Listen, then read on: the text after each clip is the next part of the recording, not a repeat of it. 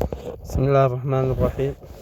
عرض اليوم عمارة من أفخم العماير والعروض البيع. عمارة ركنية تقع على مقربة من الشارع الرئيسي وموجهة باتجاه شارع الخمسين من أرقى أحياء العاصمة حيلت عليه، وهي ركنية تطل على شارع 12 و14. هناك نهاية الشارع باتجاه اليمين على بعد 20 متر يقع شارع الخمسين. هنا العمارة اتجاه غربي عدني. تكون العمارة من 7 محلات تجارية، والفتحة الثامنة رقم 8 يعتبر نزلة باتجاه البدروم أو رمب في حال استخدامها كمواقف سيارات أو كمخازن تجارية. هنا البدروم كامل طبعا ومفتوح. هنا نزلت سيارات الرمب. هنا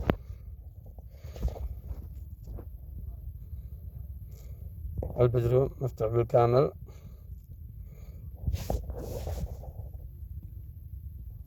كما موضح بدروم واسع ويتسع تقريبا ل9 أو 10 سيارات.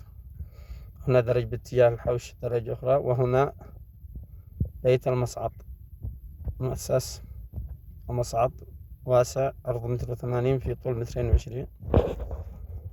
وهنا رجاء رمب السيارات.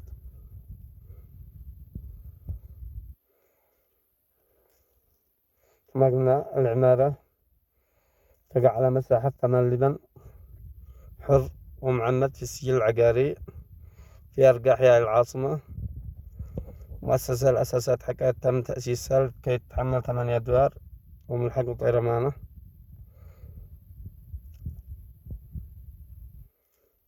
مسطح الأدوار المتكررة تقريبا 360 متر. هنا بالإضافة حوش سيارات، يعني هنا وحوش للسيارات.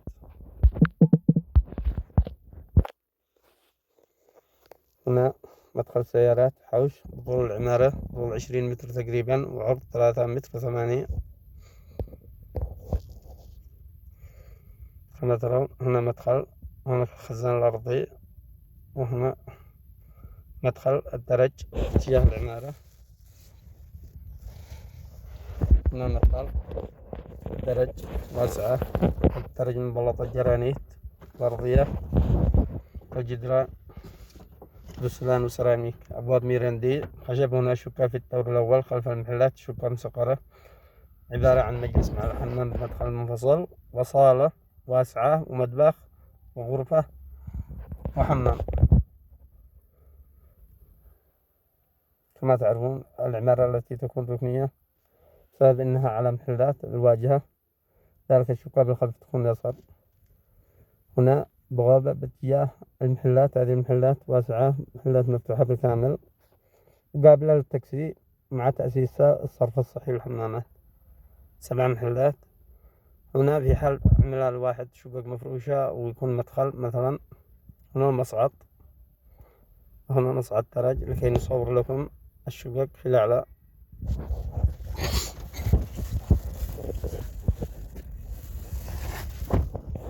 هنا كما قلنا البلاط درج جرانيت بالكامل. هنا الشقة رقم 1 أو رقم 2 يعتبر الدور الثاني. هنا المدخل العائلي.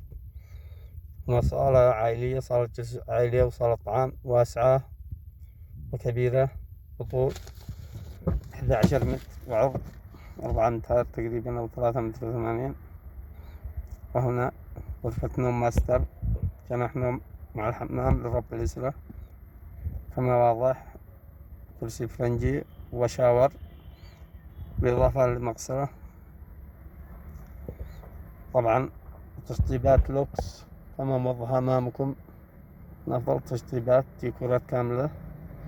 هنا الغرفة رقم 2 باتجاه الغربي، طبعا لا يوجد أي غرفة باتجاه القبلي. وهنا الحمام العائلي، حمام عائلي واسع وكبير طول 3.40 متر والعرض 2 متر. تحتوي أيضا على فرنجي وعربي وشاور ومغسلة ومكان الغسالة.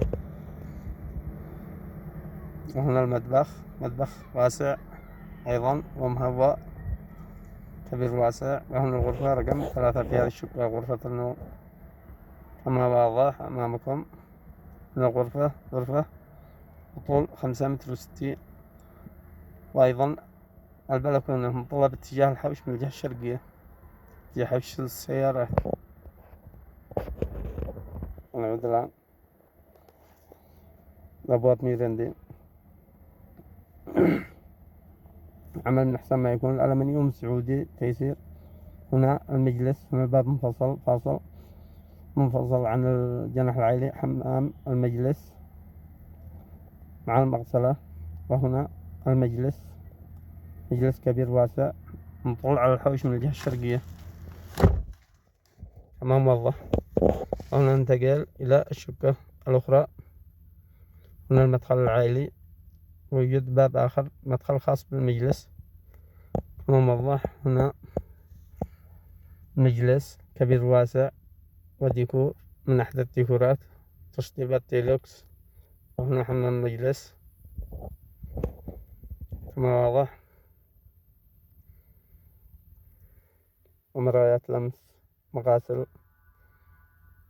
هنا الصالة العائلة، صالة جلوس عائلية. هنا حمام العائلي، حمام كبير واسع بطول 3 أمتار، يحتوي أيضا على الفرنجي والعربي ومغسلة ومكان غسالة. هنا الصالة العائلية مطلة على الشارع العدني،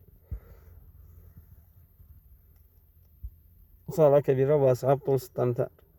وهنا جناح نوم، غرفة نوم ماسترز، الغرفة الرئيسية، غرفة نوم مع الحمام ومطبخ أمامكم بالتفصيل صورة حتى.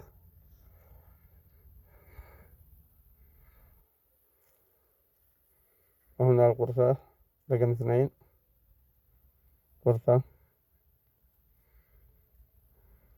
أحسن ما يكون.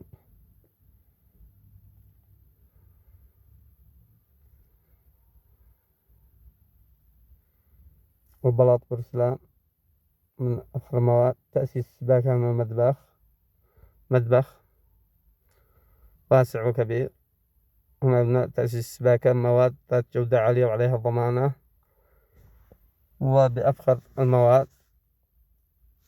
وتأسيس نظام السخان الشمسي ونظام البارد. كل شقة خزان مستقل، عفوا ليس خزان بل عداد مستقل.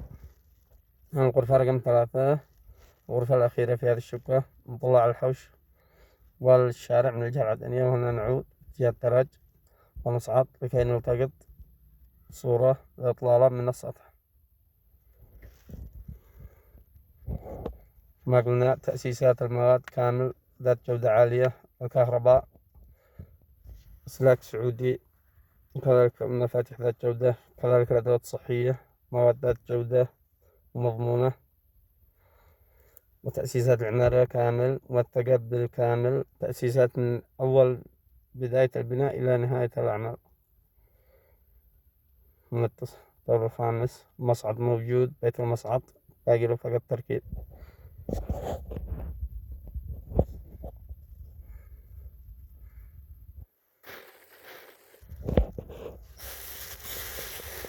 هنا السطح كما تشاهدوا مظلة. هنا من الاتجاه الشرقي إحياء أصبحي، اتجاه شرق صنعاء، اتجاه جبال خولان بني بهلول.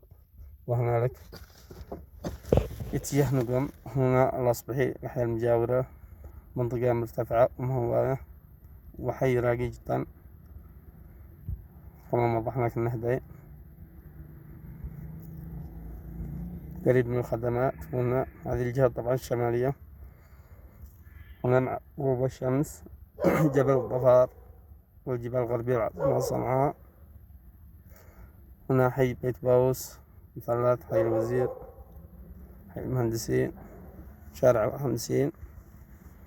هذا شارع الخمسين كما قلنا تبعد أمتار فقط عن شارع الخمسين. هذا شارع الخمسين يعني تصلح تكون شقق مفروشة أو شركة أو إنها مطلة تجاه شارع الخمسين. تواصل والاستفسار على الرقم وموضح في التفاصيل.